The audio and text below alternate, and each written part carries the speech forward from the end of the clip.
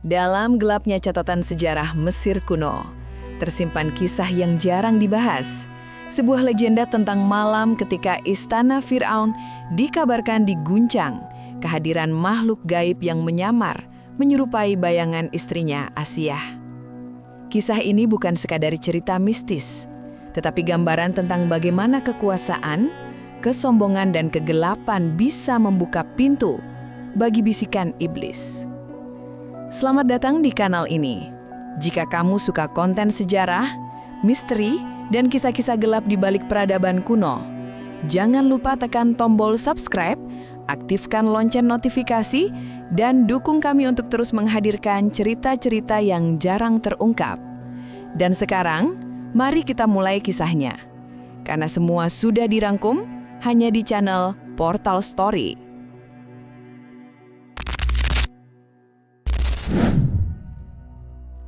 Pada puncak kejayaannya, Mesir kuno berdiri sebagai peradaban yang tidak tertandingi.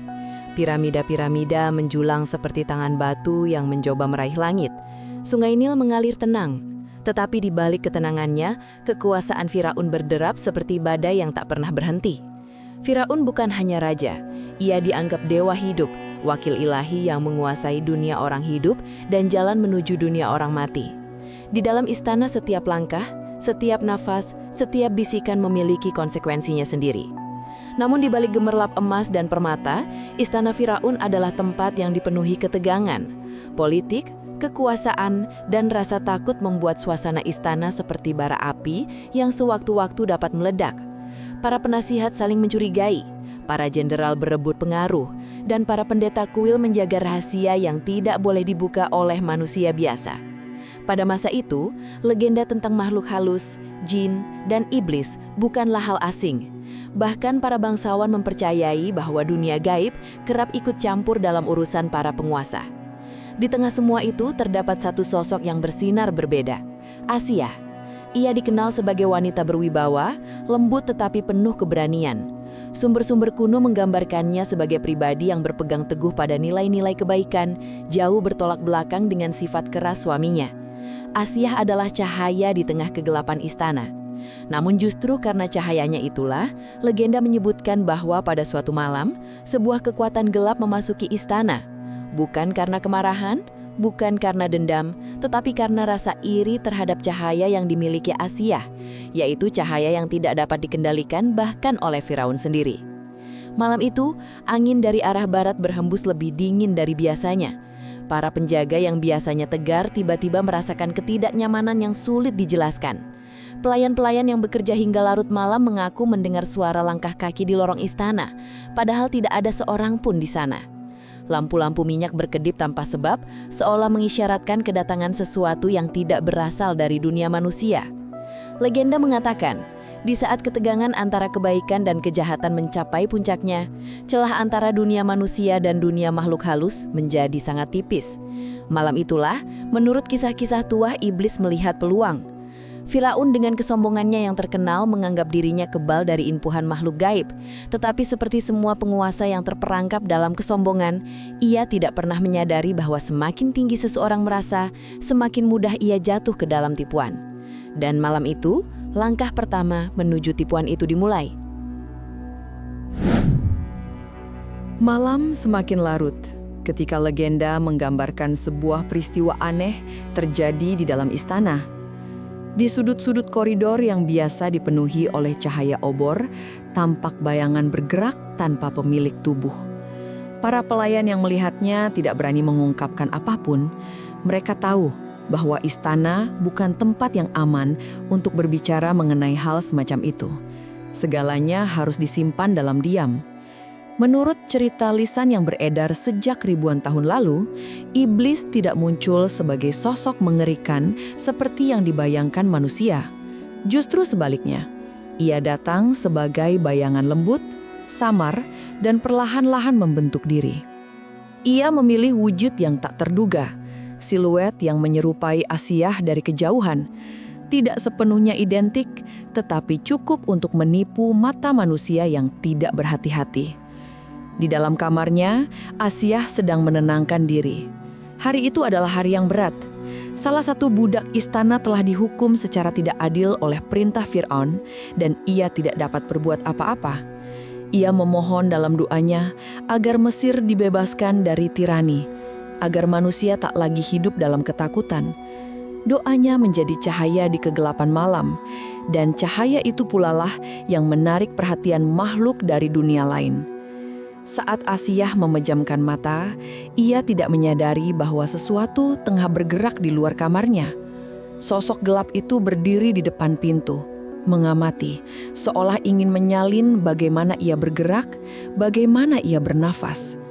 Iblis tidak hanya meniru rupa, ia meniru ketenangan, kelembutan, dan bahkan cara Asiyah membawa dirinya. Sementara itu, jauh di bagian lain istana, Fir'aun sedang gelisah. Meski ia adalah penguasa yang kejam, ia memiliki sisi manusiawi yang rentan terhadap ketakutan, terhadap hal-hal yang tidak ia pahami. Malam itu, ia merasa istana terlalu sunyi, terlalu banyak ruang kosong, terlalu banyak bayangan. Ketika ia berjalan kembali ke kamarnya, ia melihat dari kejauhan bayangan yang menyerupai Asiyah sedang berdiri diam. Fir'aun berhenti sejenak, tidak yakin dengan apa yang dilihatnya. Tetapi saat bayangan itu bergerak, ia mengira itu adalah istrinya yang datang lebih awal.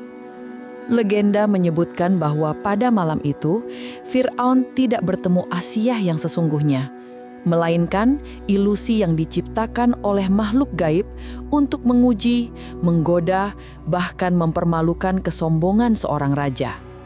Dan di saat Fir'aun mendekat, bayangan itu memegang kendali. Malam semakin pekat ketika Fir'aun melangkah ke ruang dalam istananya. Obor-obor di dinding bergetar seolah takut pada sesuatu yang tak terlihat. Udara terasa lebih berat, seperti menandakan kehadiran yang tidak seharusnya ada di dunia manusia.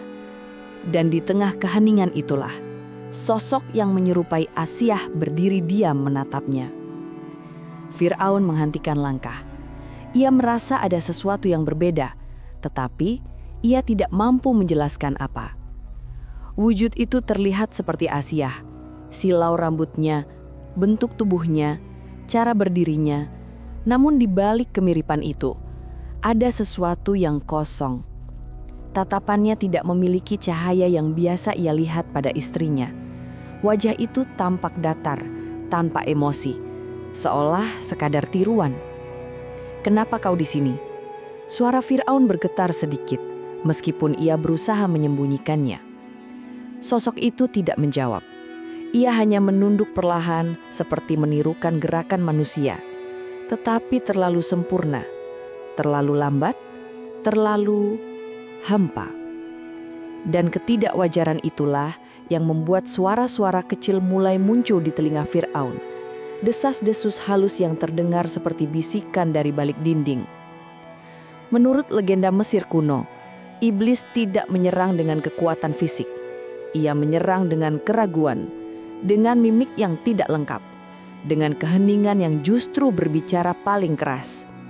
Dan malam itu, Fir'aun mulai merasakan apa yang tidak pernah ia akui, rasa takut. Sementara itu, Asiyah yang berada di ruangannya mulai merasakan sesuatu yang aneh. Lampu minyak berkelap-kelip, bayangan di dinding memanjang secara tidak wajar. Ia merasakan dingin yang menusuk tulang, pertanda bahwa ada sesuatu dari dunia gaib yang menyentuh dimensi manusia. Asiyah bangkit dari duduknya, lalu mulai melantunkan doa dengan suara yang tenang. Asiyah tahu bahwa kebaikan adalah cahaya yang paling ditakuti oleh makhluk kegelapan. Di bagian lain istana, Fir'aun semakin gelisah. Sosok itu mulai mendekat, gerakannya seperti gelombang hitam. Dan ketika jarak mereka semakin dekat, Fir'aun akhirnya menyadari sesuatu. Sosok itu tidak memiliki bayangan. Ia berdiri di antara obor-obor yang menerangi ruangan, tetapi lantai di bawahnya kosong. Fir'aun mundur 3 langkah, matanya membelalak. "Aku tidak takut," katanya, tetapi suaranya bergetar. Bayangan itu berhenti. Lalu, perlahan, ia tersenyum. Senyum yang tidak pernah Asia tunjukkan kepadanya. Senyum yang lebih mirip retakan pada wajah patung mati. Senyum yang membuat darah Fir'aun membeku. Dan saat itu juga, terdengar suara keras dari arah ruangan Asia, doa yang dilantunkan dengan lantang. Cahaya hangat seolah bergerak melalui lorong-lorong istana. Obor-obor yang sebelumnya redup kembali menyala terang. Gemuruh kecil terdengar, seakan sesuatu melarikan diri melalui dinding. Sosok gelap itu mengerut, lalu memudar, perlahan seperti kabut yang ditiup angin. Fir'aun terdiam. Ia tidak tahu apa yang baru saja ia alami. Namun untuk pertama kalinya dalam hidupnya, ia menyadari bahwa ada kekuatan yang tidak bisa ia kendalikan. Kekuatan yang bahkan tidak tunduk pada titah seorang raja. Malam itu menjadi titik balik. Pertarungan tak terlihat telah terjadi, dan Fir'aun bukanlah pemenangnya. Keesokan paginya, cahaya matahari menyinari istana Mesir seolah tidak terjadi apapun. Para pelayan beraktivitas seperti biasa. Para penjaga berjalan bolak-balik menjaga pintu gerbang. Namun bagi dua orang di dalam istana itu, Fir'aun dan Asia, malam sebelumnya meninggalkan jejak yang sulit dihapus. Fir'aun duduk di ruang tahtanya, tetapi pikirannya tidak berada di sana. Ia tidak bisa melupakan tatapan kosong sosok yang menyerupai Asia. Untuk pertama kalinya, ia merasakan keraguan akan kekuasaannya sendiri. Ia bertanya-tanya, jika makhluk setan pun berani mempermainkannya, apakah benar ia adalah dewa seperti yang selalu ia klaim? Namun berbeda dari suaminya, Asia menyambut hari itu dengan ketenangan. Ia tahu bahwa doa yang ia panjatkan semalam adalah cahaya yang mengusir kegelapan. Ia paham bahwa makhluk gaib hanya dapat mendekati istana karena kesombongan manusia membuka pintu baginya. Dan ia juga tahu bahwa Fir'aun, meskipun tak mau mengakuinya, telah melihat sisi gelap dari dirinya sendiri. Di ruang istana, Asia mendekati Fir'aun yang tampak gelisah. "Ada yang berubah pada dirimu," katanya lembut. Fir'aun menatap istrinya. Hening sejenak, kemudian ia berkata, "Tadi malam, aku melihat sesuatu yang menyerupaimu." Asia tidak terkejut. Ia tahu bahwa kekuatan gelap kerap mengambil wujud yang akrab bagi manusia. Ia menatap Fir'aun, bukan dengan ketakutan, tapi dengan belas kasih. Kegelapan akan mendekati mereka yang hatinya dipenuhi kesombongan, tetapi cahaya akan selalu memiliki jalan. Ucapan itu membuat Fir'aun terdiam, bukan karena ia setuju, tetapi karena kata-kata itu menyentuh sesuatu yang selama ini ia sembunyikan, rasa takut yang tidak pernah ia tunjukkan kepada siapapun. Selama beberapa hari setelah kejadian itu, istana menjadi lebih hening. Para pelayan merasakan perubahan suasana. Para penjaga tidak berani berjalan di lorong pada malam hari tanpa membawa obor ganda. Bahkan para penasehat kerajaan mulai berbisik-bisik bahwa sesuatu telah mengganggu kedamaian istana. Namun seiring berjalannya waktu, legenda mengatakan bahwa Fir'aun kembali pada sifat aslinya.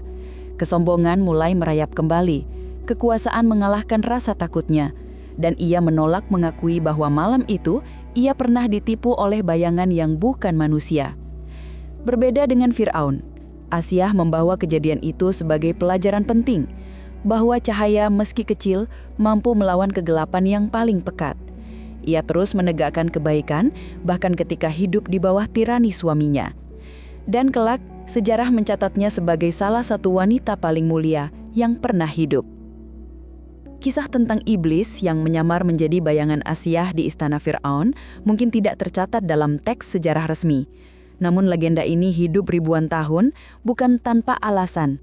Ia menjadi pengingat bahwa kekuasaan tidak membuat manusia kebal dari tipuan kegelapan.